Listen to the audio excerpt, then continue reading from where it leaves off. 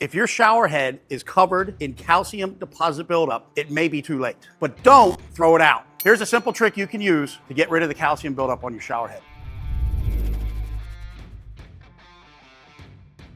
Take a plastic bag, fill it with white vinegar, tie it around the top of your shower head, let it sit in there. It will dissolve all of the calcium buildup. Or if you're a little bit more adventurous, remove your shower head and you can place it in a tub of white vinegar, get a toothbrush and do a little light scrubbing. However, if you want to keep it in place, you're not that handy, it's too old, you're afraid of breaking it, just do that simple trick. But here's the real issue. Why do you have calcium buildup on your shower head? And if it's there, where else is it? The reality is, if you have calcium buildup on shower heads, it's a simple sign that yes, you have hard water and you have the minerals and all of the calcium, magnesium, everything that creates hard water problems. Is that an issue? Yes, because if it's built up on your shower head, it's built up inside your pipes, it's built up inside your water heater, and it wreaks havoc over time. It reduces water pressure, it creates higher energy bills because it takes longer for your hot water to heat. So what do you do about that? How do you fix it? Water softeners and water treatment is the answer. That's the only real logical solution to remove it completely from your water. Couple suggestions right here, some great equipment, great manufacturers. There's a lot of different options out there. This takes care of hard water and all of the stuff in the water you do not want to drink in your body. Same thing with this system here. Listen, you can either invest in a filter or be a filter, but you don't want your body to be filtering out the stuff that you shouldn't have going through you or through your home's plumbing. So the real solution to not having hard water is remove the minerals from the water. And to do that, you're going to need the proper filtration and water softener devices.